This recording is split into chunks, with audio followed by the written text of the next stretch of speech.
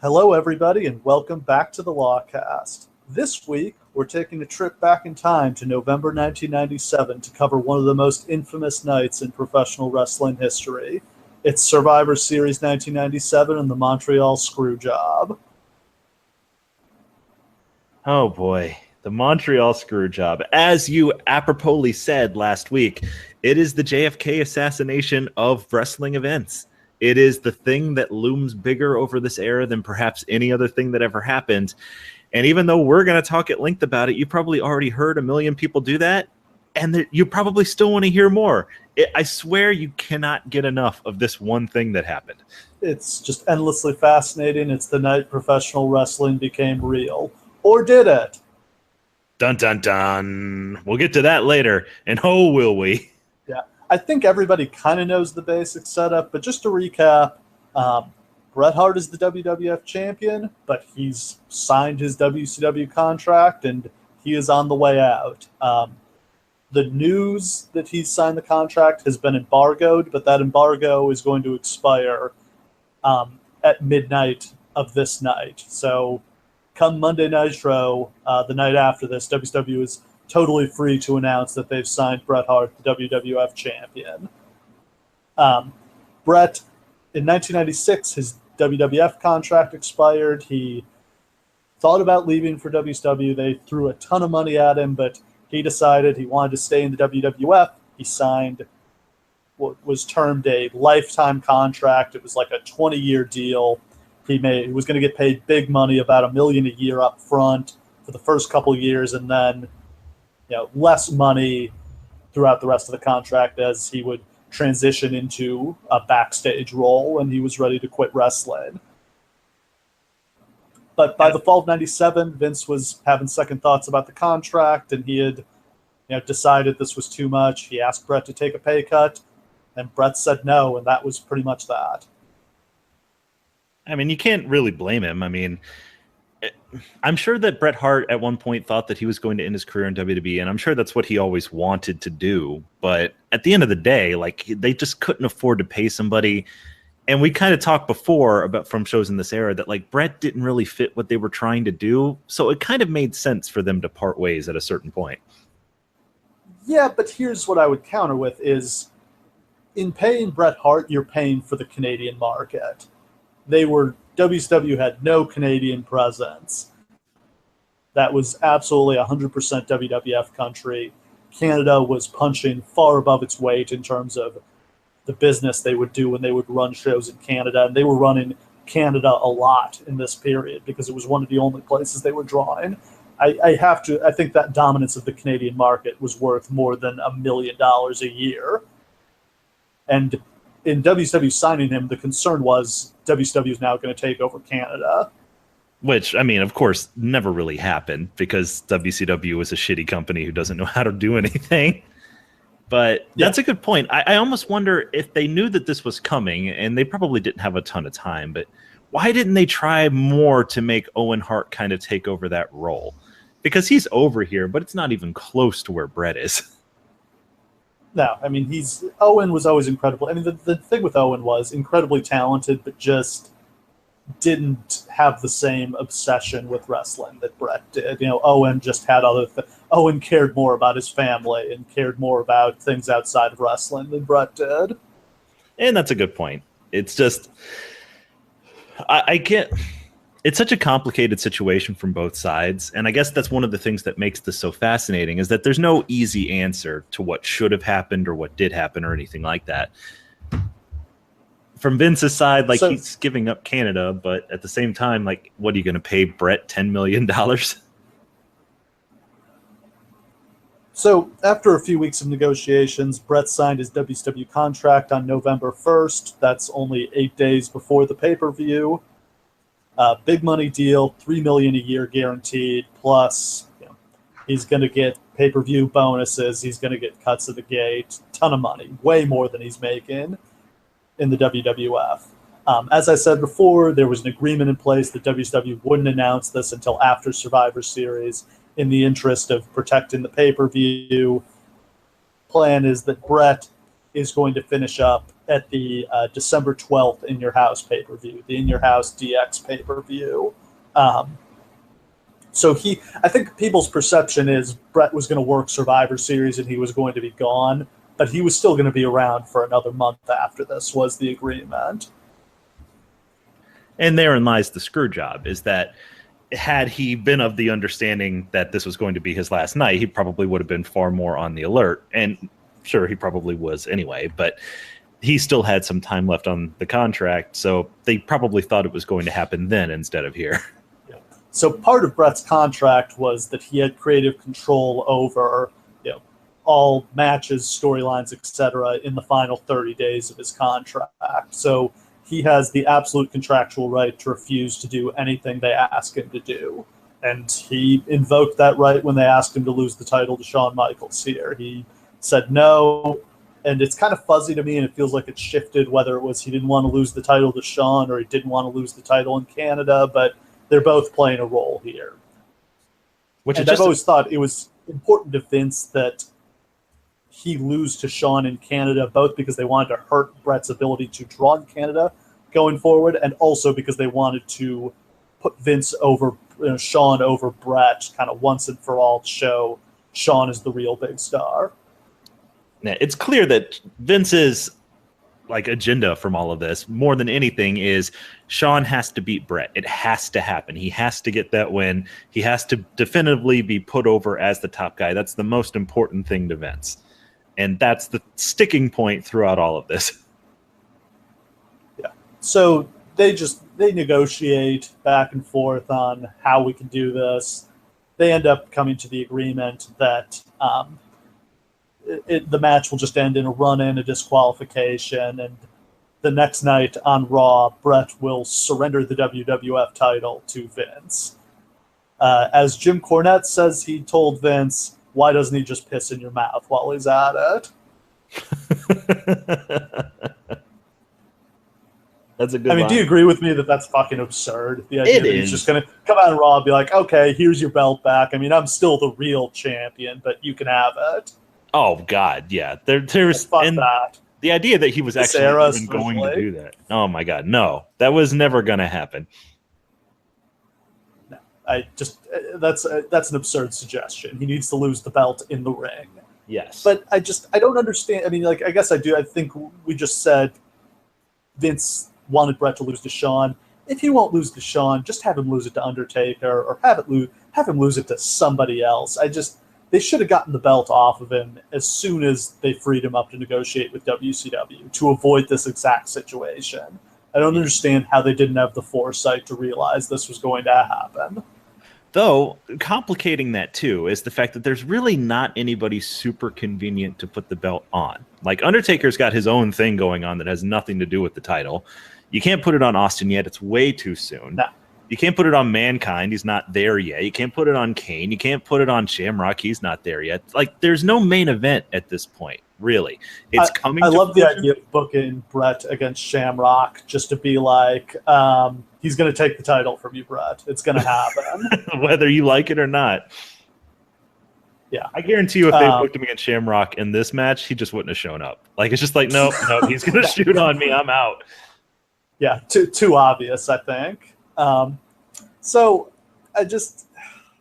what should they each have done? And do you sympathize with anybody here? Because I guess I sort of sympathize with Vince in the sense that if I were put in this situation, I think I would have screwed Brett out of the title too. But I think everybody could have handled this better. I'm sympathetic to everyone in this situation. Everyone is in a completely unworkable situation. Vince has to get the title off of Brett. There's just nothing like what might happen to him has ever happened in the history of mainstream wrestling. His world title might go to WCW, and Eric Bischoff absolutely would have done that. The belt has to come off. There's no question. And the paranoia that might go along with the fact that he gave Brett the opportunity not to drop the title it has to be palpable. It has to be. And his business is so down low and it's so uncertain. The paranoia that Vince has, I can absolutely understand and empathize with. Brett, on the other hand, the idea that he's going to lose to the one man in the whole industry that he actually hates in the place that worships him, completely unbelievable. He's trying to protect himself on his way out. He's trying to work with Vince, but he's not giving enough, but he's trying. And I even empathize with Sean, who is like the face of all this, despite the fact that Vince is the one who desperately wants him in this spot. I'm sure Sean, I'm sure he wants the title in that spot, but I bet that he wished he would rather just not have been a part of this. Yeah, I mean, I think Brett's being kind of a mark for himself, but I sympathize with it. I think what people misunderstand about the Canada thing is, especially Montreal is just an old school wrestling town where they expect that their heroes are going to win. It seems clear to me that Vince was trying to sandbag Brett's ability to draw in Canada by having him lose the title to Shawn in Canada. And I think Brett is standing up for himself and being an advocate for himself by not doing that. It must be said, I think that when Brett getting the last 30 days creative control is one of the most brilliant contract strokes in the history of wrestling, because Brett knew very, very well that on your way out, Vince jobs you. That's what happens. That's just how WWE has always done their business, and he prevented Vince from doing that. But in doing that, he put everyone in a situation that no one could win, you know? Yeah. So we should really address the idea of whether or not this was a work. This is a kind of persistent rumor that's out there. A lot of wrestlers seem to believe this. What say you? Was this legitimate, or did Vince and Brett pull off the greatest con in wrestling history here? Let me make my position on this perfectly clear. I am not a conspiracy theory guy in general, but I 100% in my heart believe this was a work. Unquestionably, I am 100% on board with that theory. Yes. Okay. I can sort of buy this. The one thing I found that was fascinating when I was doing my research for this was in the Wrestling Observer from right after the screw job. There's one part of it where they mentioned that Vince pitched Brett a screw job storyline where Vince would screw Brett out of the title and then Brett would punch Vince out on Raw the next night. I had never read that before, and I just looked at that and I couldn't believe that Vince pitched Brett what actually happened. Yeah, you can either take that as Vince basically told Brett exactly what was going to happen, and Vince was too much of a dumb baby face to realize that that was exactly what was going to happen, or you can take that as Vince told him exactly what was going to happen, and Brett said, okay, and then that's what happened. So the problem I see is, why didn't they ever capitalize on this then? Why didn't Brett come back to the WWF until 2010 to have that terrible, terrible match with Vince at WrestleMania? Unfortunately, a lot of stuff happened. Like, if you try to track what the trajectory of this was supposed to be, I mean, Brett, how many years was the contract that Brett signed with WCW? Was it like 3 or 4? I think it was 3. Yeah, so that would have been like 2001 it would have been 2000 when he would have been coming back. Which, I mean, it kind of makes a lot of sense. But unfortunately, what happened in the meantime in 1999 was Owen. Yeah. Owen died. There was a tremendous amount of hard feelings between the family. Everyone, a big lawsuit. Everyone kind of took Owen's wife's side. They had to. He wouldn't have been able to come back in 2000 and without the entire family getting torn apart and the lawsuit being overthrown, and it would have had a lot of family consequences. So I honestly think that if it was a work, that's why it didn't come to fruition. I think that probably mostly makes sense. The other thing is Brett had his stroke in 2002, and his rehab from that took a long time. It was a long time before he could even do anything that resembled a wrestling match. And as it turned out, he couldn't really do anything like a proper wrestling match, as we saw at that WrestleMania. Right. I think that he was always going to come back. I think the stroke seriously delayed it for a number of years, and he was probably going to do it a lot earlier than that. But, I mean, I think that's true whether or not you believe in that this angle was a work per se. But obviously, like, a stroke is a stroke. Like, it's going to fuck you up. So the mechanics of this, do you think only Vince and Brett knew about this end of it? Like, Vince told everybody else involved, we're screwing him? He worked everybody else? I think a lot more people... I think he has to, because it would have leaked, right? I think a lot more people than have admitted it knew that a screw job was happening. But I do think that only Vince and Brett knew that it was a work. You know what I mean? Like, honestly, I think that Jim Ross was in on it. I think like Jim Cornette was in on it. I think a lot of people were, because there were a lot of things that were set in motion. And I damn sure think that Kevin Dunn knew about it, because the way the show ends is so perfectly on point, and there's no chaos to it at all. I think it seems like everybody's in on it, because nothing gets screwed up there at the end. You know? Yes. They make the announcement, the bell rings, the announcers aren't shocked by this. They seem to know exactly what they should say. And the show, you know, they shoot everything properly, and then the show goes off the air 10 minutes early. Yeah, with the last image being Shawn walking out with the title. Like, it's very... I mean, the only people who have ever had to admit that they knew are like Earl Hebner, Shawn, Vince, and like, that's it. But I honestly do think that everyone knew. And I do think that that's a big part of how you know that this was a work. Also, the degree to which everything gets unloaded to Meltzer afterwards. Like, I almost feel like Meltzer knew. I think it's also plausible that Brett just called him up that night and vented to him. Just told him everything.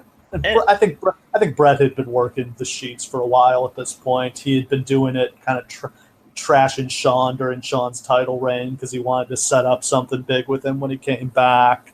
I mean, Brett was definitely talking to him. I think we know Cornette and Meltzer are tight, so they were definitely talking. If I were Vince, I would want to get my side of the story out too, so I would have been talking to him. And then there's all that like kind of pseudo documentary footage that they have from that night. It's a totally probably. Have you never seen Wrestling with Shadows? Oh, I have. It's a great documentary. Why in the shit was it going on that night? Like, what a weird coincidence. Yeah, I don't really know the inside story on kind of how that all came together, but it is kind of fascinating.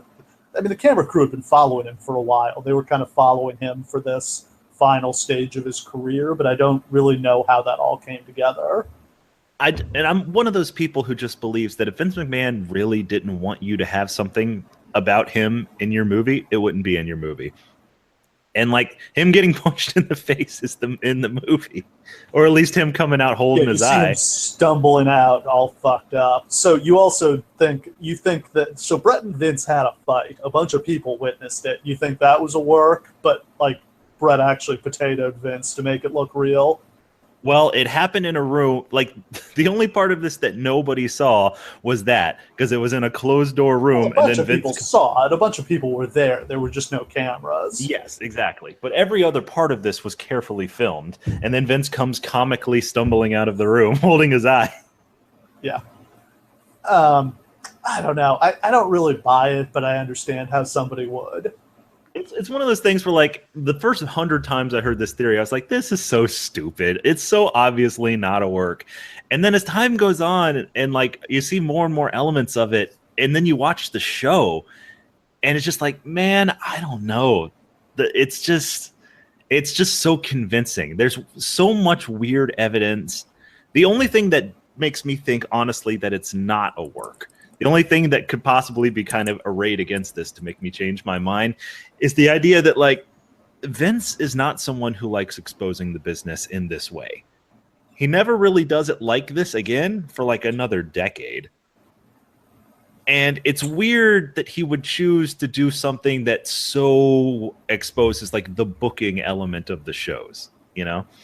Well, does it really, though? Because the kayfabe story is the same as the real story. Corrupt promoter Vince McMahon screwed Bret Hart out of the title, and that segues perfectly into the character he would proceed to play for the rest of his life. And that's a really good point, the kayfabe aspect of this, because the screw job works perfectly in the storyline. Bret has accused Vince of screwing him on TV many times before. It's even in the video package. Shawn Michaels is clearly the one that Vince has chosen to be the representative, and Bret resents it. It's the storyline. It's like if Mr. McMahon had done this, it would have been totally obvious. Yeah. The only issue is that Vince seemed to think he was the babyface coming out of this. It seemed like in the Bret screwed Bret package, the famous interview, he's still trying to make himself seem like the good guy. Which I think only makes him more heelish. So that kind of just depends. Like maybe like Bruce Pritchard was like, yeah, Vince, go ahead and say that. You fucking heel. Yeah. Sometimes Vince doesn't get it and you just let him stumble into it. Yeah. I mean, look, there's evidence on both sides, and I can understand if you just think that I'm crazy right now. But God damn it, there's too much evidence that this is a work for it not to have at least some aspect of that. I have to believe. I have to. I'm sure in doing this, Vince was probably thinking about the business, but that like, no, Brett will get over it. We'll get him back, and we'll be able to do a huge return match. Because I will say that if they had been able to properly do, what do you think is bigger though? Is Brett versus Vince bigger, or Brett versus Shawn bigger after this is the return match? It's got to be Brett versus Shawn with like Vince in Shawn's corner or something like that. Yeah, which I always felt the same way. I mean, I understand. I mean, they couldn't really do a Brett and Shawn match in 2010s. They had to do a very half-baked Brett and Vince match, but we'll probably cover that at some point. That's one of the biggest disappointments I think ever, is the way that all came together. It is just very interesting to think of an alternate universe where the main event of WrestleMania 17 was Shawn versus Brett, you know? That would be a very, very different place. Yes. It's the thing that's so amazing is they lose in this moment where they lose Bret Hart. You'd have said, "Yikes, that's a big, big hit," and they end up being completely fine without him. Yeah, I mean, like I've said before, he wasn't a good fit for what they were doing. It's almost like he was kind of in the way, despite him being such an enormous star and drawing money in his own right. Like he was just kind of a roadblock on the way to where they were trying to get to. And I don't think he ever could have been part of that. I have trouble picturing him being around for the Attitude Era. I don't know, because he didn't like being a heel, and I don't think he would have been willing to stay heel for much longer. And I don't know if he could really play a babyface in the Attitude Era. I picture them doing stuff like him wrestling in like his cutoff jeans and a t-shirt to try to be, modern. That is you saw edgy Bret Hart in WCW, and it did not get over. Yeah. Yeah, it's fascinating. I don't think it would have worked out. I think he would have ended up kind of just being irrelevant. I think he would have ended up in the mid-card. Yeah, I kind of feel the same way. Like it didn't suit him. And like that's probably a big part of the reason why he knew his days were numbered before this even happened. Like the company was moving away from him and towards Steve, and he saw it. Okay, so are we done with the preamble and ready to get into the show now? Yeah, I think we finally are. Thank you for staying with us through conspiracy theory talk. So it's November the 9th, 1997. It's at the Molson Center in Montreal, Quebec, Canada. A massive sellout crowd of over 20,000 people. It's important to reflect on how big the gates have been for Bad Blood and Survivor Series, because the September In Your House pay-per-view barely did 5,000 people. And man, this show is like packed to the rafters. This looks like a WrestleMania from this era. It's crazy. Absolutely. I mean, 20,000 people in Quebec, which is not that big of a city. It's a big wrestling town, but I don't necessarily think of it as a WWF hotbed either. Right. And holy shit, and they're raucous fans. They are losing their shit. Yeah, it's a great, great crowd. There's just a buzz in the air. It does 250,000 buys. That's way up from 200,000 the previous year for Bret against Austin and Shawn against Sid. And for comparison, WrestleMania this year had only done 237,000 buys. So this is a big success. Well, they're referring to it on the show kind of throughout the show as like the biggest match in WWE history. I wasn't watching at this point. Was it like that? Like, was that really how it felt at the time? Do you know? I didn't start watching until a few months after this, so I don't really know. I mean, I think they're working there, but this is clearly there's big anticipation, but to me the real story here is kind of people know, these guys actually don't like each other. Right. What people are anticipating. It's one where they're leaning on the fourth wall, because it's, people know Bret's leaving. And I don't think that many people actually knew Bret was leaving. I think if they actually thought people did, they're overestimating how kind of plugged into behind the scenes most of the fans were at this point. This is just one of those weird times in WWE history, and it seems to happen all the time, where what should have been the WrestleMania main event for that year happens at some other random show just because of timing, and it kind of sucks. Like, this should have been WrestleMania. I think it would have been if Shawn hadn't, not wanted to do the job to Brett and pulled out with his knee injury. Yeah. Think anytime John Cena wrestled Edge or CM Punk, like, well, that should have been WrestleMania. Yeah, that's something we'll get to when we do the WrestleMania anthology. Somehow they never seem to do the big match at WrestleMania. Yep. So on commentary, we've got Jim Ross and Jerry Lawler, not Vince McMahon. Vince had been the lead play-by-play guy for years at this point, but he is no longer on commentary, and he never will be again after this.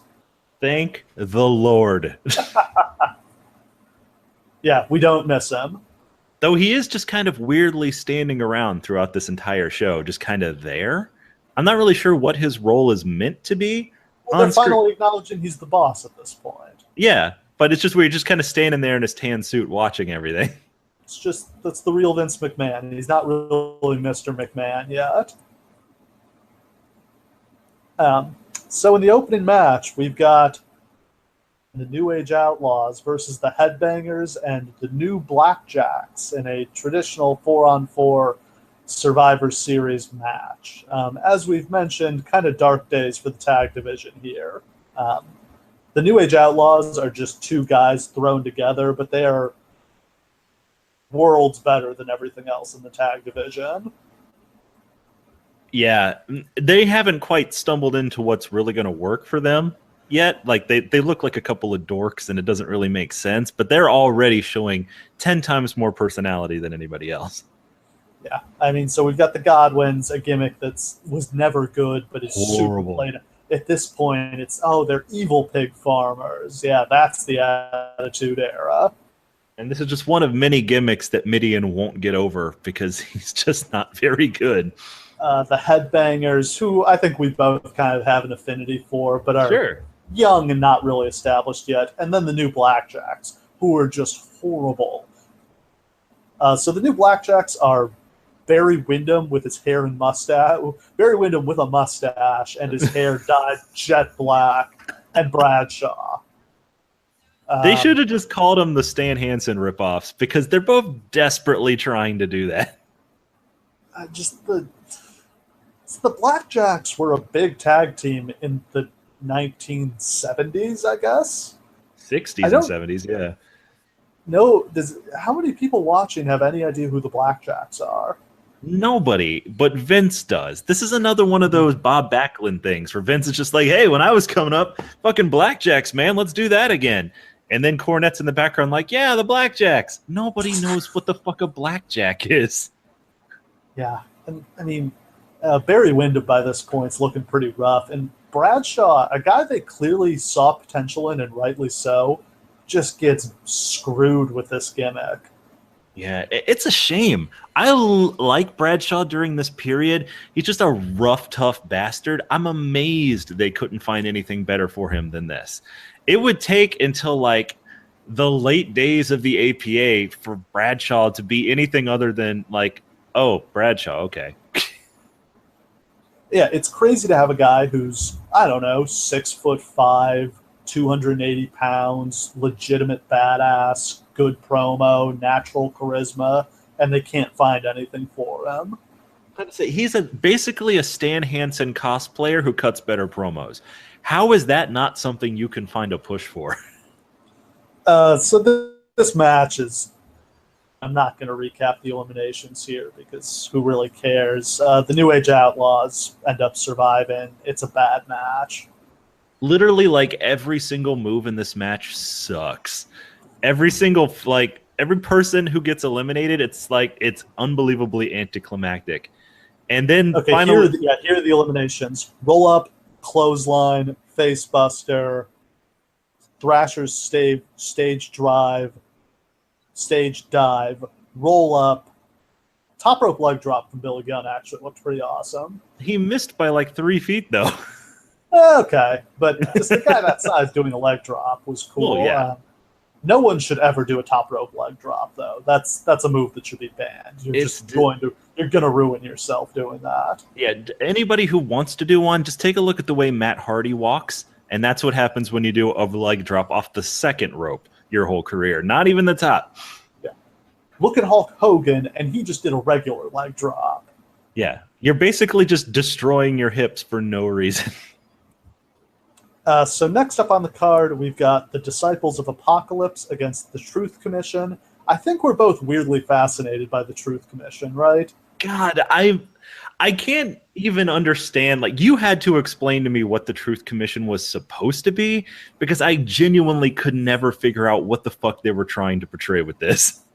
It was one thing, and then it completely changed, but the original thing didn't make sense either. So the Truth Commission, after the fall of the apartheid government in South Africa, they set up a body called the Truth and Reconciliation Commission, which was designed to hold public hearings to, expose the crimes of the apartheid government. It's sort of just, we're going to go through everything that happened, we're going to be honest about it, and that's going to allow us to move forward as a society and reconcile.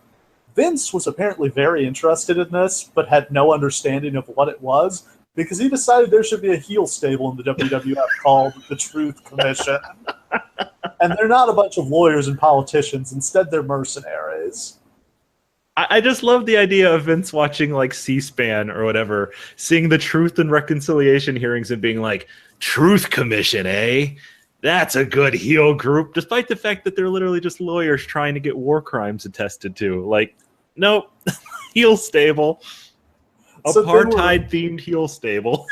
Yeah, they were originally led by a guy they called the Commandant, who was just some South African actor that I think Bret Hart had met while he was filming Lonesome Dove. And they had That's a great sentence that you just said, just so you know. That's just a great sentence. The classic television series Lonesome Dove. So the guy, he seemed like a military guy, like a corporal or a lieutenant or something, but he didn't last very long. He was just an actor. He didn't really get wrestling. He couldn't do any of the physical stuff. So they instead brought in Don Callis as the Jackal to replace him. And I think I always thought the Jackal was a great character, but a character that's a totally different thing. The Jackal is this cult leader who brainwashes people. It doesn't really make sense for him to be leading a crew of South African mercenaries. Gosh, it just really doesn't. And he never really spends any time trying to explain it. Like, he's just like, these are my monsters, and I will unleash them. And it's just like, all right, but they're mercenaries. They're not monsters. What do you... So well, basically, it's understandable how he got heat for not really selling the storyline and to get himself over. I can see that. That said, this group is terrible, and there's no way it's going to get over. So I guess he might as well just try to establish himself as a manager instead. I mean, he does great on this match. Like, I enjoyed him very, very much. Yeah, no, I think I thought the Jackal had a lot of potential that was never really fulfilled. The other guy with a lot of potential was Kurgan, because holy shit, is he enormous. Does this whole thing work out better if it's just the Jackal and Kurgan? Oh, absolutely. I mean, so the other guys are Bull Buchanan, and I don't know who the other one is. Yeah, I have no fucking idea who Recon is. Yeah. Oh, I should mention, it's not Kurt. Well, I think, are they calling him Kurgan the Interrogator yet? Or is he still just the Interrogator? I think Jim Ross is calling him Kurgan, but the Jackal only ever calls him the Interrogator. It's one of those Jim Ross things. Yeah. Jim Ross is like, I'm not calling him that. I'm calling him Kurgan. Jim Ross can't keep their names straight. He keeps throughout the whole match messing them up. Understandably, because who's going to learn these jabronis' names? It's a really bad match. I mean, just these guys, there's nobody who can. I mean, it's just a bunch of big guys, and none of them. Bull Buchanan's athletic, but he's green, and none of these guys can really work. Yeah, it comes down to Crush is the workhorse in this match. He's the one who's trying to lead Kurgan through actual spots. And it's like, man, you have Crush in that spot. I will say, though, is a physical specimen, but probably not ready to be on TV. No, first, big and strong as he is, like, all of his moves look like shit. Like, he's doing sidewalk slams that he's like landing on people when he drops them and stuff. Like, it's not good. It must be said, though, this is easily the best match ever contested between post-apartheid mercenaries and Nazi bikers. Why are they fighting each other? Shouldn't they be on the same side? The apartheid and the Nazis? Like, yeah, you'd think that they were made in heaven. Sure. Yeah. Wasn't it surprising how over DOA was here, though? No, because this audience, it must be said too, we didn't mention this in the opening match, but this is maybe the most homophobic audience I've ever seen for a wrestling show. Like, they chant the F word during multiple matches. Every sign they pan to in the crowd is calling somebody gay. Like, it is weird, like weirdly hostile. I don't really know that much about Montreal or Quebec, but I have to assume that's just part of the culture there. Yeah. I just mean, like, holy shit, like, that's all anybody is saying about anybody. I don't even know who they were chanting the F word about in the first match. Was it the Headbangers or Billy Gunn? I don't know. Probably Billy Gunn would be my guess, but I don't know. So this is just a vehicle to put over Kurgan. Kurgan and Jackal survive. The Truth Commission just ends up getting dropped. Don Callis then briefly manages the Oddities before they become a face group, and then ends up managing Farouk and Bradshaw when they're initially called Hell's Henchmen, and then just gets fired because he had heat backstage, and goes to ECW to be Cyrus the Virus, and is now one of the English commentators for New Japan Pro Wrestling. Yes, it's a very bizarre career arc that Don Callis has had. Yeah. I felt like more could have come of him, but this was not a good period for managers. Oh, yeah. And to hear him talk about this period, like, he was miserable. Nobody liked him. It was never going to work. Yeah. So in the next match, we've got Team USA versus Team Canada. Team USA being noted patriots, Vader, Steve Blackman, Goldust, and Marco Miro. You know, against... if I was putting together a team of great Americans, those would be the first four on my list. Against noted Canadians, Jim Neidhart, Doug Furness, and Phil LaFon. One of them is actually Canadian. It's like, look, I know that, like, British Bulldog and Jim Neidhart were obviously in a Canadian stable, and Doug Furness and Phil LaFon, their whole premise is that they had, like, they're like the secessionists, kind of like Rob Conway was in La Resistance, right? This match doesn't make any fucking sense. And then, like, they're like, oh man, this doesn't make any sense. How can we explain it? Let's just give Vader a mic and have him explain it. Oh God. Vader having to explain who Steve Blackman is great. So Steve Blackman debuted on Raw. Yeah, they show the clip from the Raw before where Steve Blackman was a fan who jumped into the ring and just started karate kicking everybody. He's such a big patriot. He just couldn't stand to see America run down like this. I'm sure the Patriot was supposed to be in this match. Do you think Miro's the one they threw in there, or Blackman? I would have to imagine it's Miro. They had always planned big things for Blackman, so I think that was always kind of probably an intention here. Because, like, his backstory too is so fucking fascinating. Like, he was going to be pushed to the moon in like 91, like, and then he got like this horrible disease, like, that fucked him up for like 6 years. Like, he was legit going to get pushed to the moon. Yeah, I've heard this. And then now he comes back here, and I mean, he's in amazing physical shape, although he doesn't really know how to wrestle yet. Yeah, unfortunately, like 9 years into his career, he's still green as grass, and that never really changes. No. So what's going on here? Miro seems to have already turned heel. I mean, he's already kind of doing the no, don't cheer for Sable thing. Goldust has walked out on Marlena and his family because he can't stand the fact that she was with Brian Pillman for a month. And that seems to be the biggest story here, is just Goldust is kind of depressed and sulking and won't tag into the match. And then there's Vader, who is ostensibly the only babyface here. which is so odd. During the Raw thing where Steve Blackman goes in, he kind of at one point they're getting jumped and he heroically lays on top of Steve Blackman to protect him from getting damaged. And it's the most hilarious visual because it's like Vader's helping his friend and like Vader's just smothering the shit out of Steve Blackman. Yeah. He can't breathe. It's hilarious. So Furnace and LaFon seem to have some talent, but nothing ever happens with them. Furnace in particular is just this. I mean, I'm sure Jim Ross loved him. This badass former football player who's also one of the world's strongest men. But this is the only match I really remember them having. I think Furnace, like, they were around during this era because they kind of briefly tried to push them.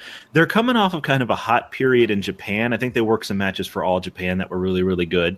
And so that, like, Vince was just like, hey, let's go get them. And, like, this is, like, the first time that Vince went and got somebody based on, like, their Japanese credentials. And it fucking bombed, which probably explains why he was so hesitant about ever doing that again. Yeah, until Kensuke Sasaki. Wait, Kensuke Sasaki? Kenzo Suzuki. Yeah, I'm about to say, like, whoa, that would have been fucking awesome. Wrong guy. That's who I thought they were bringing in when that happened. Yeah, well, that's, like, we might do that pay-per-view in the future, but let's just all remember that Johnny Ace was sent to Japan to sign Hiroshi Tanahashi, and he came back with Kenzo Suzuki. So what happens here? Blackman gets baited by Furnace and LaFon to go fight them on the floor and gets counted out. So Steve Blackman is a dumbass, they established right here, doesn't know the rules of wrestling. Literally, as it's happening, Jim Ross is like, well, it looks like they're trying to fool him into getting counted out, and it worked. Yeah. Vader takes out Neidhart and LaFon. Miro tags in, gets rolled up and pinned by Furnace. Goldust refuses to tag in. Vader slaps him to tag him in, and Goldust just walks out on the match. Yeah, basically this match is just Vader versus 4 people, and it may have been a better match if it was just Vader versus 4 people, because that part of it was kind of awesome. Yeah, I didn't hate this. This was the best match so far, although that's not saying a ton. Vader pins Furnace with the Vader bomb, but then gets hit with the ring bell by Bulldog and pinned. Not terrible. I don't know why they shouldn't have done Survivor Series matches here. They did not have the roster depth for this. No, and like, despite Vince's idea of let's just turn everybody into roving gangs of weirdos, like, they still don't have any gangs that are over even to the slightest extent.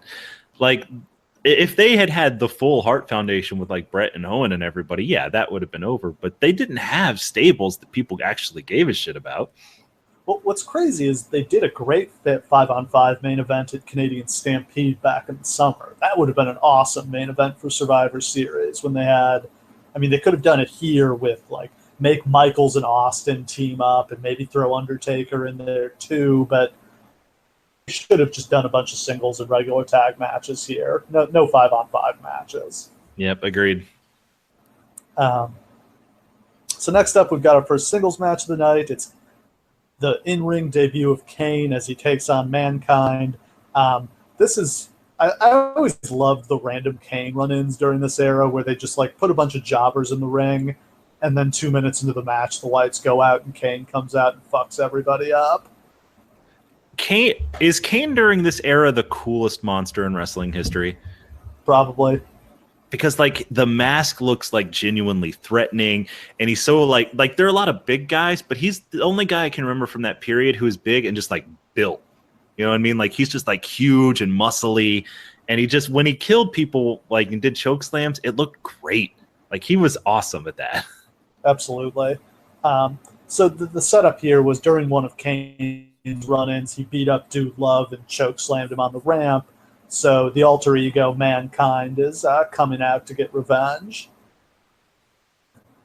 So this is a pretty good match with one really notable flaw, which is they do the Sin Cara thing with the lights during this match. It's glowing red light for the whole match in the arena.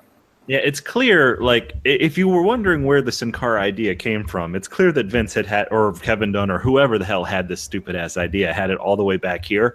It's dumb. You can't tell what the hell is going on. No.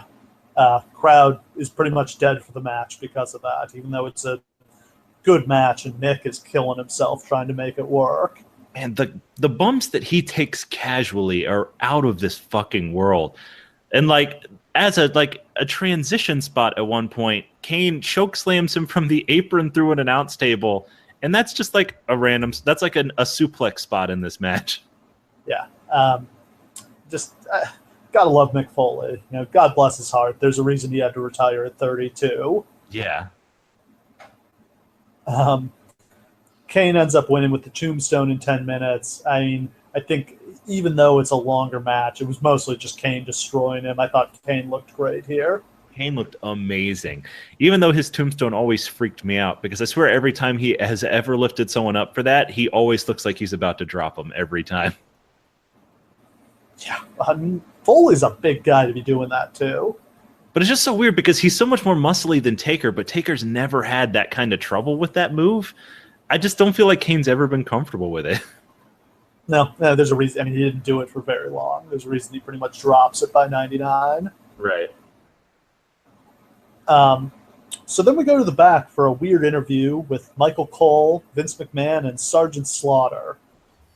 They just talk about how there's a lot of tension in the arena, and Cole asks Vince, what's going to happen tonight? And Vince says, I don't know, and kind of smiles. Yeah, that smile is super weird. Like, look, obviously, if you watch this entire show looking for evidence that it is a work, like, you can find it. Like, in the opening match, Jerry Lawler's just like, everybody knows something that's going on tonight, and I don't know, and I want to know. And then there's this where Michael Cole's like, is something going to happen? And Vince is just like, I don't know. Grin, grin, grin. And it's just weird. Yeah, I don't know what to make of this. It's totally. I mean, they're starting to establish that Vince is the boss, but there wasn't a lot of purpose to this, other than to, I guess, sort of justify why Vince ends up coming out to the ring for the main event. Yeah, which they never really show on camera until he's already there. Like, it's not like it's part of the show. You know what I mean? Yeah. So the next match, we've got another Survivor Series match. It's Ken Shamrock, Ahmed Johnson, and the Legion of Doom against the Nation of Domination, Farouk, Rocky Maivia, Kama Mustafa, and D'Lo Brown. This was not terrible. I was kind of surprised. I loved this match, and I'm amazed that I loved it, because we had already established the Legion of Doom were pretty much done. Ahmed Johnson sucks. The Nation of Domination is full of a bunch of cool guys, but they never really worked great as a stable. But this match was great.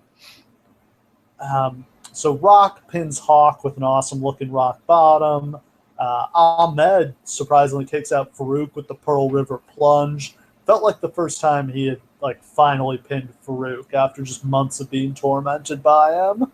Does this match feel like, I don't know when The Rock kind of moves off on his own and they start that thing where who's the real leader of the nation, but this match kind of feels like it's jump-starting that. Like, Farouk's out right from the start, and then it's all about The Rock after that. It's early 98 because Rock throws Farouk out of the Royal Rumble, and that really kind of gets that going, and then Farouk's out after WrestleMania. Got it. So it is started pretty much right here. Yeah. This is laying the seeds for that.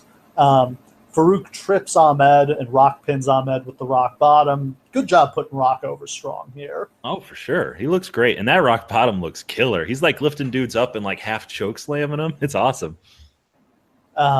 Animal rolls up Kama for the pin. At this point, Billy Gunn and Road Dogg come out wearing LOD shoulder pads. Animal goes to fight them and gets counted out like Steve Blackman did. Probably wouldn't have done that same elimination twice on one show. I thought he was going to get disqualified because at one point there's two refs. Like, the idea here is that there's a ref in the ring and a ref on the outside because there's so much chaos. They need to have two people in there in order to keep track of it all, which doesn't stop all sorts of cheating from happening throughout the entire show. But at this point, like, while Animal's down on the ground, he hits the ref so hard he goes flying out of the frame. I kind of thought he was going to get disqualified for that, but no. No, count out. Then, so we're down to Shamrock against Rock and D'Lo. Shamrock taps out D'Lo with the ankle lock. Rock hits Shamrock with a chair while the referees are getting D'Lo out of the ring. but Shamrock comes back and taps Rock out with the ankle lock. Good job putting Shamrock over. Yeah, Shamrock and Rock look like $1 million. They really do. They put over that ankle lock as being like, it's on for 3 seconds and your ankle is broken. Like, D'Lo sells that thing like he's never going to walk again. It's great. Yeah. I mean, this match, 20-something minutes, which is kind of just filling time, but much better than I expected. Yeah, I think this is what they were hoping to get out of pretty much the rest of the shows. Like, let's just throw these guys in there, give them some time, and we'll just see what they can do. Only this match produced anything like a watchable result. Yeah, I mean, this match had better talent than those other matches did. True. So then, next up, we've got title Owen Hart defending against Steve Austin. This is Austin's return match after getting his neck broken by Owen at SummerSlam. Yeah, kind of fun match, but Austin's not really ready to be back in the ring yet. They've clearly rushed him back here. Yeah, and there's really not much to this. They have, like, everybody's around the ring so that they can kind of stall and do a bunch of gaga with it, but it's not really a match, really. Yeah, I mean, Austin got a massive pop, even though they're in Canada. He's sort of the heel in Canada, in the USA-Canada feud, but totally over. But Owen got an even bigger one. Yeah, I wasn't really surprised that Owen got such a big one, but it was kind of great because Owen, God, I always wish that Owen could have been more over for his own sake. And I know that he probably didn't care as much as other guys would, but it seems like overdue for him to get some love here. Oh, he was such a great talent. It's a shame he never got the title because he really did deserve it. Absolutely. It's a 4-minute match. Austin wins with the stunner. Big pop. Austin's the Intercontinental Champion. It was kind of weird that they put the IC. I get that he was going for revenge on Owen, but it was kind of weird that they ever put the IC title back on Austin because there was clearly nowhere for him to go with it. Well, it's interesting because you would think that as empty as the main event was going to be, and since Vince knew that like the screw job was going to happen, obviously the main event's about to get a little bit emptier. You would have thought that they would have accelerated him up the card, but he's going to stay with that Intercontinental title like halfway through 98, right? No. Or like when does he and The Rock just for 1 month? Yeah. Okay. Yeah, he gives it up after the In Your House in December. He throws it in the Detroit River. Got it. Where many title belts can be found at the bottom of the river because they did that angle so many times. It's always the same river. Why the same river? They just kept coming back to that as if this was this kind of earth-shattering moment in company history. The best probably being when Kurt Angle knocked Austin into the kiddie pool. That was pretty cool. So it's main event time. We've got Bret Hart defending the world title against Shawn Michaels. Shawn's coveted European title not on the line here. I love oh my God. It's so silly that they put that thing on him. I just love that he's always has it there as like an afterthought, but he's just like, yep, got my title right here. It's just rubbing it in Bulldog and Bret's face that he took the title from them for no reason. I've never seen a title go from prestigious to meaningless as quickly as that one did. Like it literally was a pointless belt the second he got it. Yeah, I literally don't think he ever defends it until he does the match against Triple H where he lays down for him and hands it to Triple H. Yes, the finger poke of doom part 1. Because they just had to strip further credibility from that thing. Oh, shit. So we haven't mentioned the French announcer tonight, but I love that touch that the ring announcer doesn't do the announcements in English, only in French. Yeah, that was a really cool touch. Like it just felt like a different environment than everything else, you know? Like the ring announcer's doing it in French, and the crowd is like super hot, and like their chants aren't like really in English, and like it's really cool. Yeah, just a different atmosphere. I'm trying to remember I don't think they go back to Montreal for a pay-per-view after this for a long. I think the next time they do it is the one with Hogan and Rock. Yeah, I think you're probably right. I mean, I can't really blame them. 4 or 5 years, 6 years. Yeah. understandably, I think they kind of burned the town to the ground with this. Yeah, they definitely do. The other really good touch here is they do the track-in entrance where they show Brett and Shawn walking all the way from the locker room into the arena, and I absolutely love this. This just gives this such a big fight feel in. Yes, this is probably the coolest moment in the entire show. And so this will be the part of the show where I say, let me paint a word picture, but let me paint a word picture. Like basically, like first Shawn comes out of his locker room and he's got his whole stable with him and there's silence. Like he's kind of chattering with his group and like chattering at the camera and stuff, but there's no ambient noise. There's no music. There's no anything. He just walks like real time. And they have this great, like, this is Spinal Tap moment where he's like, I don't even know where I'm going. Yeah. He's like, where's the ring? I don't know. Which way? Well, it is super weird because they have to cut through like makeup and they got to cut through like all of these weird curtains and stuff before they finally find it. Like I wouldn't. They go right through the gorilla position. Yeah, and, like that was super interesting because like I don't think they'd ever shown it before this. Yeah, you'd never seen that before this. Bruce Pritchard told the story on his podcast that Undertaker was there hanging out with him at the gorilla position. He had to tell him, "Hey, you're going to need to clear out of here. Like we're going to bring the camera through here. You should go watch this next one in Vince's office," which also probably helped not having Taker at Gorilla because that could have caused some problems with what went down in this match. Well, that led Undertaker to think that Bruce Pritchard was in on the whole thing because he thought he sent him away. Well, so he probably was, if we're being honest. Yeah, like if you believe my theory, then he fucking for sure was in on it. And I don't know why he would still be lying about it, but I don't know. It's just one of those things. And then Brett's crew comes out, and it's like Brett and Bulldog and who else is with him? Neidhart? One of his kids, right? Yeah, that was the best part. He's got his kid carrying the Canadian flag, which is the most babyest face thing imaginable. But where most people kind of put the kid out front, Brett's just like race into the ring, and his kid's just like trying to keep up. That's a very Brett thing. At least he wasn't stretching him. Yeah, but like Brett is just like beeline, and he is all business, straight to the ring, and it's pretty fantastic the way that they do this because it clearly communicates both guys' characters. It makes the whole thing feel ominous and important. Like it's just silence. Like everybody, you just kind of meditating on the match that's about to happen, and I love it. Like it's kind of like the Goldberg thing that they used to do with his entrance, but it's better because it's not pomp and circumstance of music in the background. It's just this feels very real.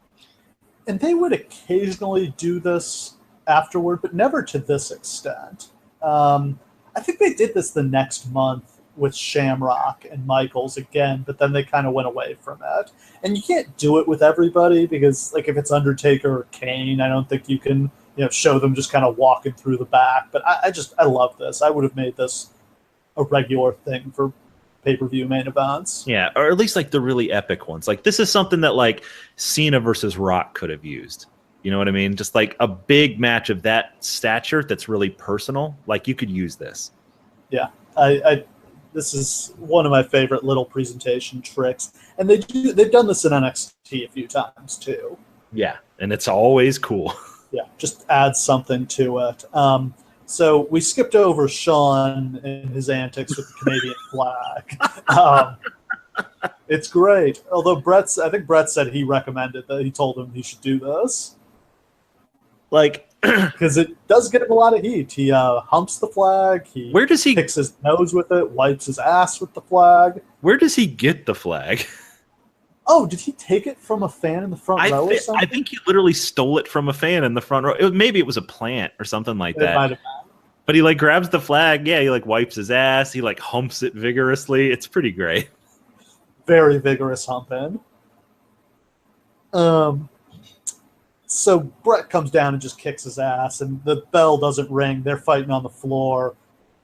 10 minutes of brawling out on the floor here, and this is, I think, the best part of the match. Oh, yeah. They fight into the crowd, and the fans in the front row are so hot that they're actually punching the shit out of Shawn Michaels, too.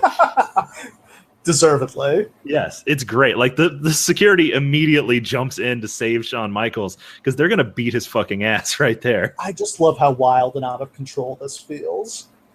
Yes. And like it feels so deeply, deeply personal between these two. And not just between these two, but like the crowd is just an extension of Brett. And Shawn is feuding with all of them. Like he'll take so many moments during this match to just like stop and just antagonize the entire front row. Great stuff. I mean, I love Vince comes out with security, and he's just like, come on, guys, get back in the ring. Come on, enough. I like the way that feels. It's cool to not treat this as just like, I mean, it becomes in this era very normal for there to be guys fighting out in the crowd and on the floor and on the set. That ends up just being a regular part of pay-per-view main events after this. But here they're actually making it feel special. Oh, yeah. It really means something. And like the crowd that was like beating up Shawn Michaels in the front row gets so worked up that eventually they're like all escorted out by security as like the match goes on, because it just turns into a riot. Yeah, that's the thing, is it was risky getting into the crowd like that, because this easily could have gotten way out of hand. Well, if somebody had had a knife, they would have stabbed Shawn. Like, we all agree with that, right? Yes, definitely. On commentary, JR just kind of randomly throws in that he thinks if Brett loses, we'll never see him again in the WWF. Interesting. They finally get them in the ring, and they proceed to have just kind of a good, normal match, but not an amazing match. I mean, it gets cut short because they're just headed into kind of the big finish when we get the screw job. One thing that we've done some Bret Hart stuff now, and we've always talked about how great he is, but I just kind of want to focus for a second on how brilliant everybody who has a submission should work that body part, but nobody's ever done it the way Bret does it, where his entire moveset is based around the sharpshooter. Everything that he does. Yeah, it's absolutely surgical the way he works, guys. To the extent where like Jerry Lawler's just like, well, it's coming. Here he's doing all the stuff. We know what's next. So Shawn knocks down Hebner. He puts Bret in the sharpshooter. There's a fun moment where Shawn has his legs the wrong way, and you can see, if you look closely, Bret telling him, no, other way. It must be said, too, that it was Bret's idea for Shawn to put him in the sharpshooter. We know that is the case. Like, he suggested that backstage. Just crazy, because Bret was apparently warned by multiple people, don't let yourself get put in any submission holds. The other interesting thing about this, too, is, like, I never remember that there was a ref bump right before this. Because he pops right back up, but that's part of the screw job, is they were going to reverse the sharpshooter. Shawn was going to tap out, but Hebner was still going to be knocked out. Bret was going to let go, wake Hebner up, eat sweet chin music. 1, 2, Hearts pull Hebner out of the ring, but there's another referee. 1, 2, Bret kicks out. It's another case of, also, if you're Bret, you shouldn't be letting yourself do any near falls, because you're leaving yourself open to a quick count. But he just seems to have complete trust in Vince here. Or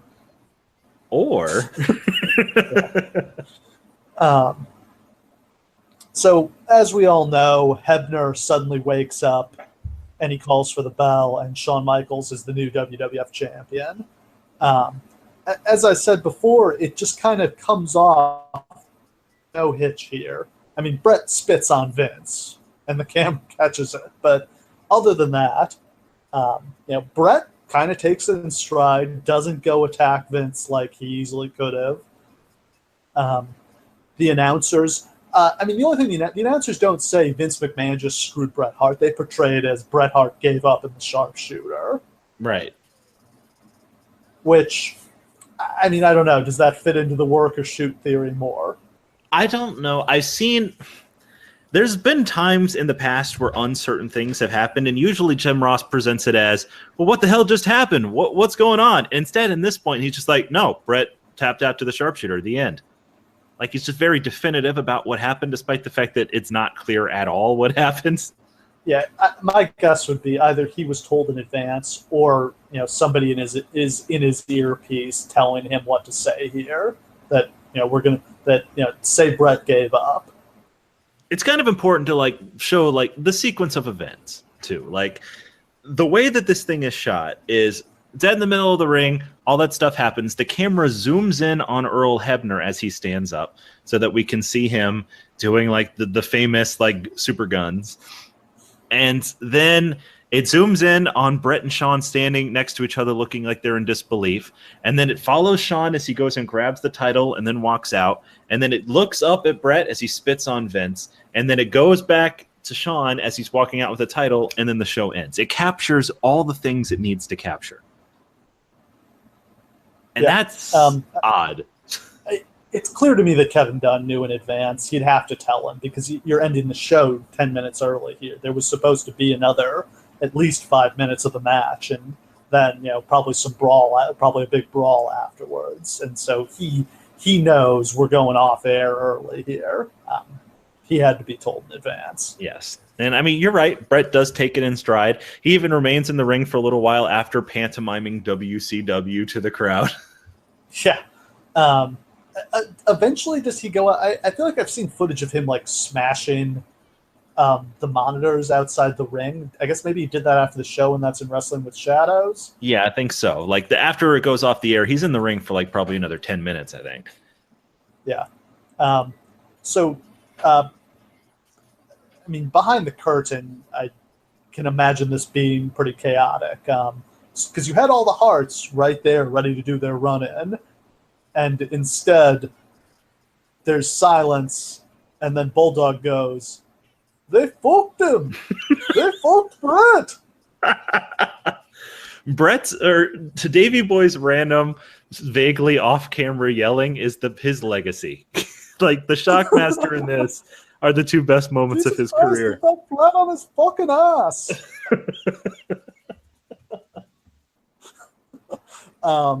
It doesn't get that out of hand backstage, though. I mean, Brett doesn't attack Sean, which you might expect him to. Sean, denies any role, and Brett seemingly believes him for some reason. Then Brett goes for his infamous meeting with Vince.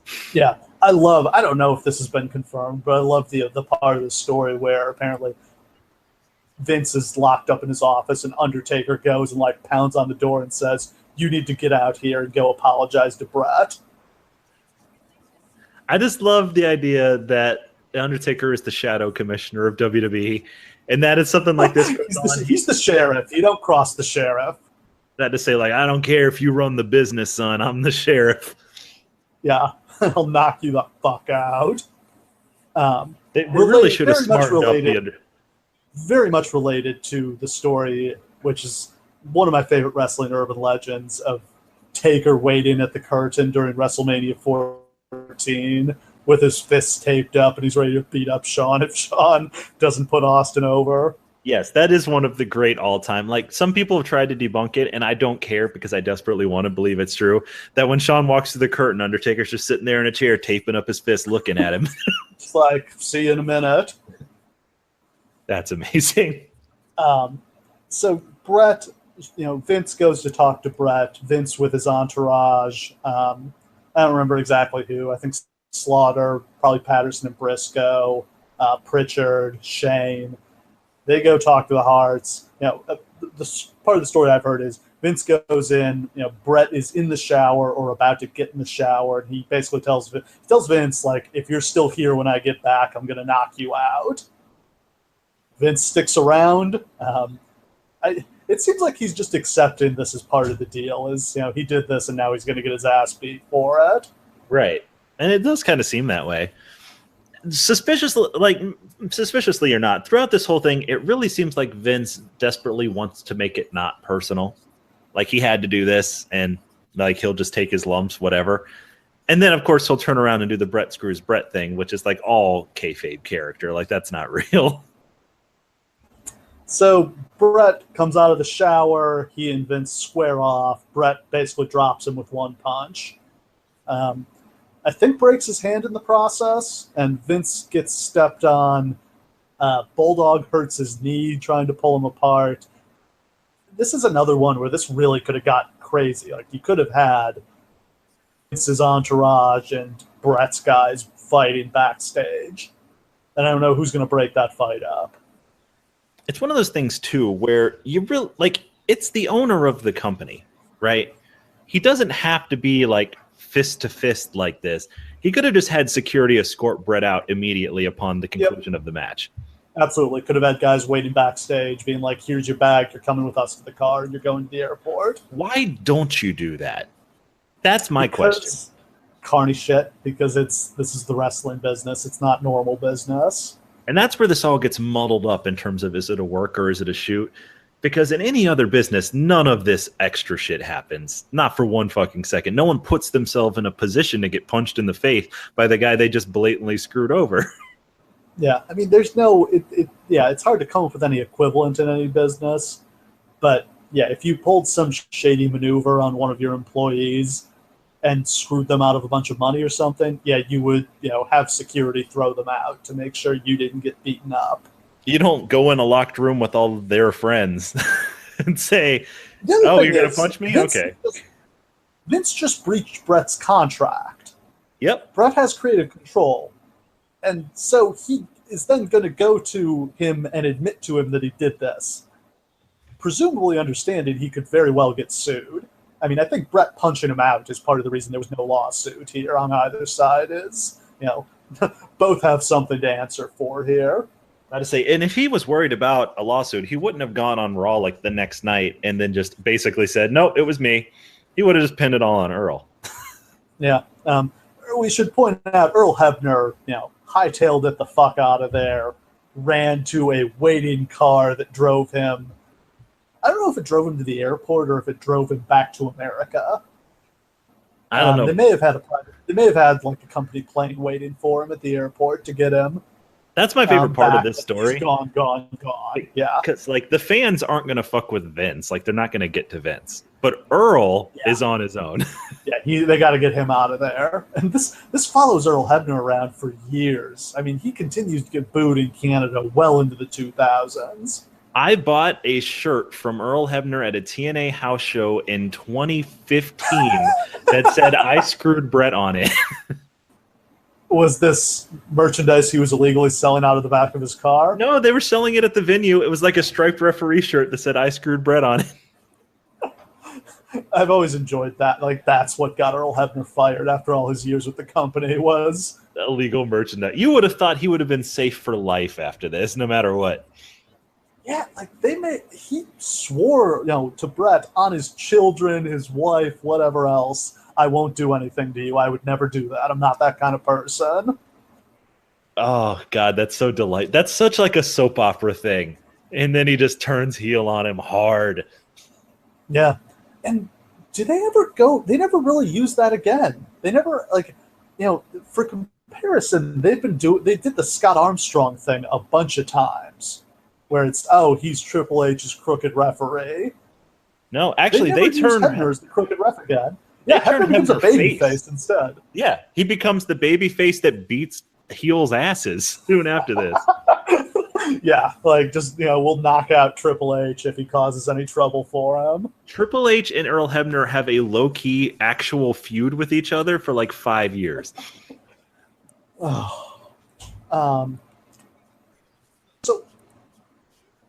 how big is this in company history? If this, I don't know what, because I think it depends on the counterfactual, but if everything just goes as planned and Brett, gives up the title on Raw the next night, Brent, I actually don't think so. I think this is a bigger deal to people within the industry than it is to people without the industry. You know what I mean? Like, I think that it inevitably changed the way that the industry worked from the inside. It affected a lot of people's careers, but I don't feel like it super affected the way the product was going anyway. Does that make sense? Well, I mean, I think it just comes down to, as long as Steve Austin was going to be there and get over the way he did, they were going to be just fine. And I think they were always going to find Mr. McMahon. Like, this was the jumping off point, but it was already going that way. Yeah, they had already been doing Austin against McMahon for a month now. So I think this just jump starts a lot of stuff. Ultimately, it really just kills Canada and all the Canadians. You know what I mean? Like, it kind of hurts all Canadian wrestlers from now on, but it doesn't really affect, I think, WWE programming going forward. After this, has WWE really had a big Canadian? I mean, they've had Canadians who were stars, but it doesn't feel like they've had Canada's guy since this. No, and like they really had always done it before that. Like Stu Hart was like a big part of the product. Like we just understood it. Like he was mentioned constantly. Like all of the Hart Dungeon was like the most incredible thing you could be a part of. And then they just kind of cut that out of WWE's fabric. And after that, like what Chris Jericho billed from Tampa, Florida. Yeah, that was a fun era where Benoit's now from Atlanta and Christian's from Orlando. I mean, they had plenty of like we said, plenty of Canadian stars after this, but it never seemed like there was that same kind of connection between any of them and the fans in Canada. Yeah. And I mean, it must be said, like, even today when we're going super duper international, I feel like being Canadian is like the least interesting thing you can be. They don't care. They don't push it. I don't know if that's an agenda or if it's a coincidence, but being Canadian never mattered after this. Yeah, and WCW never really turned out to be able to take advantage of the Canadian brand because they completely mishandled Bret Hart. How much effect do you think this had on Bret? It killed his career.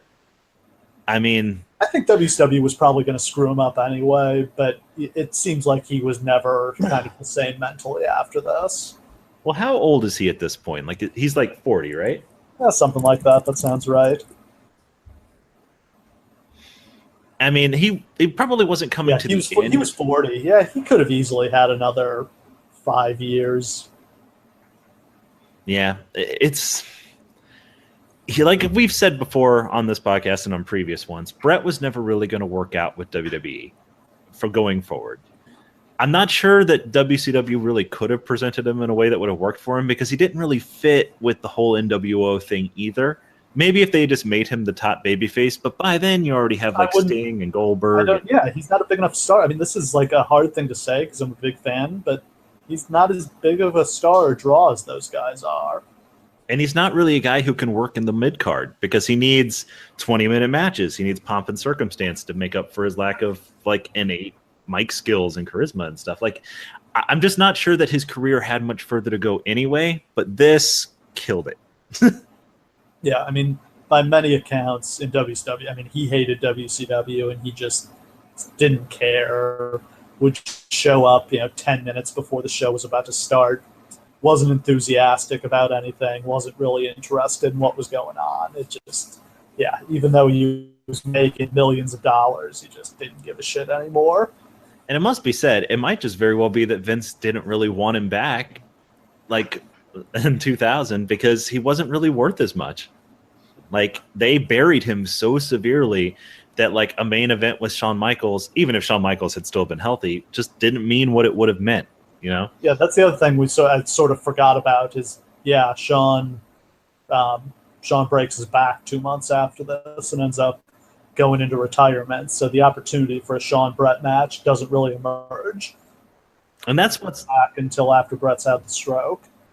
And that's another curiosity about this whole Montreal Screwjob is that this is the end of an era. The Shawn Michaels or Bret Hart are our top guy era lasted like 5 years. Since basically Survivor Series 92. It's super controversial in general. Like whether or not either of these guys were ever a good top guy is up for complete debate. They're always going to be tied together, and it kind of ends for both of them right here. It's hard to square with that era is just over right now. Yeah, but it happens in wrestling. I mean, Steve Austin's career could have ended at SummerSlam 97. We could easily have never had a proper Steve Austin run. Can you imagine how shitty this company would be going into 1998? They would have gone out of business. No Austin, no Michaels, no Hart. They wouldn't have made it. I think they absolutely would have gone out of business. Yeah, I definitely think so.